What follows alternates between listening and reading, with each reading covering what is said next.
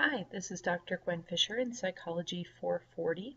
We are at the last part of Module 8.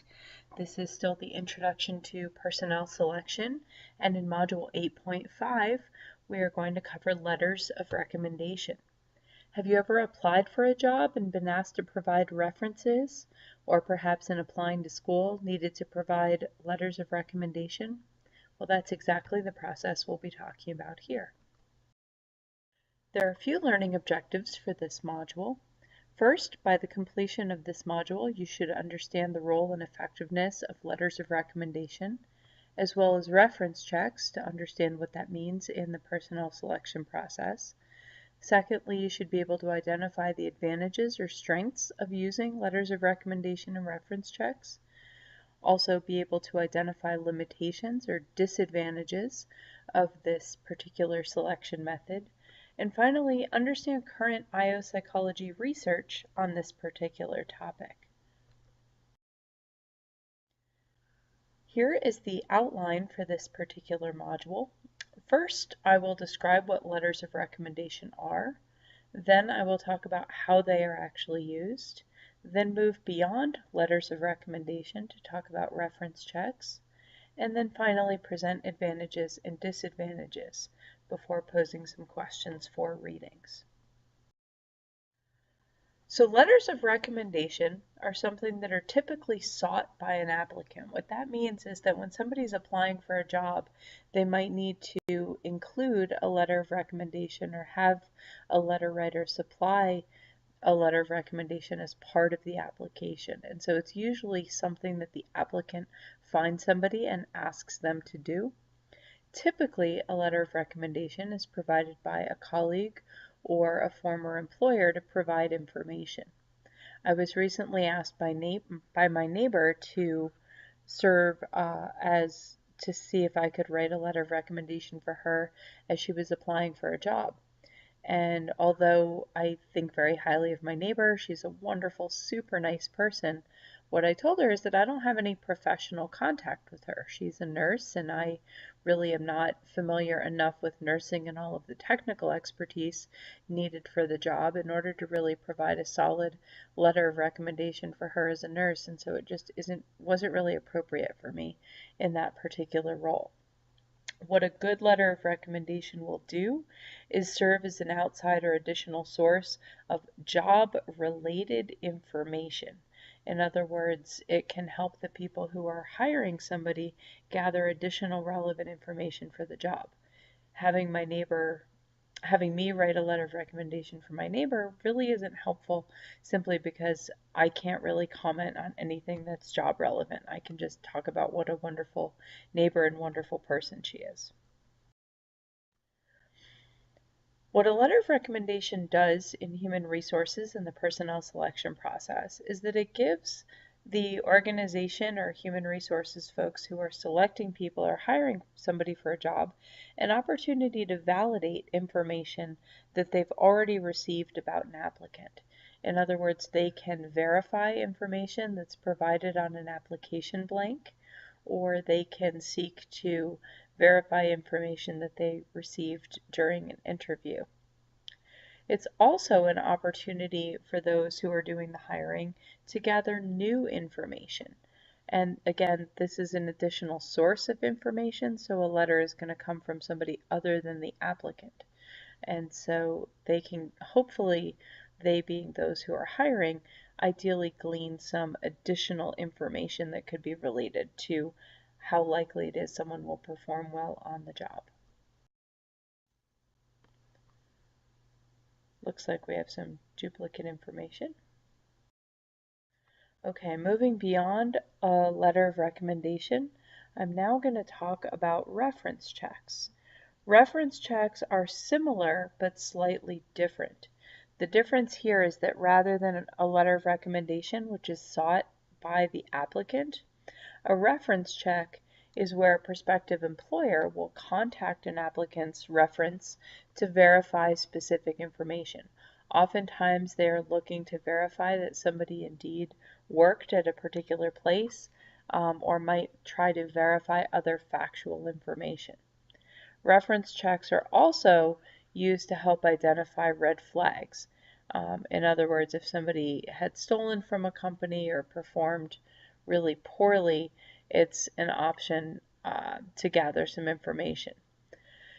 One issue that can come up with reference checks is that, so keeping in mind, most people in choosing who they will list as references are people that are going to say something pretty positive about them. So if an employer, a prospective employer, reaches out to the reference check or to the reference and identifies that in fact the person was not a good performer or that there were problems, that is a really strong red flag, simply because the fact that somebody couldn't find a reference who could say something positive and hear somebody saying something negative should be taken as a true warning. There are a number of advantages to using letters of recommendation and reference checks. First, it's an opportunity to check facts, again, from external or other sources. Secondly, it's an opportunity to gather new information that you don't necessarily have from an interview. Third, it's an opportunity to gather information from an additional source. And fourth, it's a way to identify if there were any discipline problems in a previous employment situation. In other words, were there any major things that went wrong or red flags? However, there are some challenges or limitations to using reference checks and letters of recommendation. The biggest one is likely to be leniency. Going back to what I said a moment ago, where it's likely that someone will only select references if they can say something positive, it's quite possible that the people providing the letters of recommendation or the references are going to focus mostly on the positive things rather than the neutral or the negative type of information. And so typically somebody wouldn't list a reference if they don't think that person's going to say anything positive. Another issue pertains to just confidentiality and legal concerns. Oftentimes in reaching out to gather information from a reference, it's possible that the reference will want to limit the amount of information they provide due to a fear of being held liable or having a slanderous lawsuit take place if they say too much or say something particularly negative about the job applicant. I've completed the information that I'm presenting as far as this particular module, but I'd really like to highlight a new article or relatively recent article that is critical to advancing your understanding on this topic. In particular, this is an article about the emergence of discrimination, especially with regard to race and gender, in the use of letters of recommendation. This was a study conducted by Morgan, Elder, and King and published in 2013.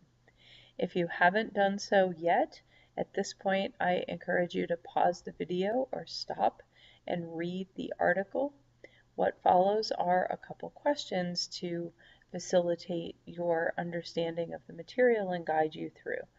This is information that you should be prepared and that you should know for the exam. So based on your reading of the Morgan and colleagues study in 2013, what strategies do you think can be used to reduce bias in letters of recommendation?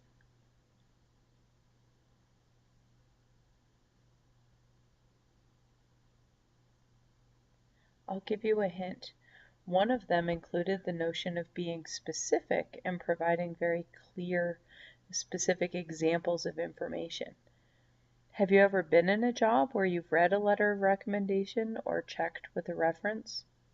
If so, you might recall that having very clear, specific information can be really helpful, and rather than making gross, vague generalizations, that specific information can be focused on more of the critical behavioral aspects of doing the job rather than more general traits or issues that might be more prone to discrimination. In addition, I encourage you to go back to the article and take some notes and list strategies that can be used to reduce bias in letters of recommendation. I'm not going to give you all the answers. The second question is based on this reading in the IO psychology literature. What advice would you offer to someone who's writing a letter of recommendation? In other words, what can you take away from this article if you're ever asked to write a letter for somebody?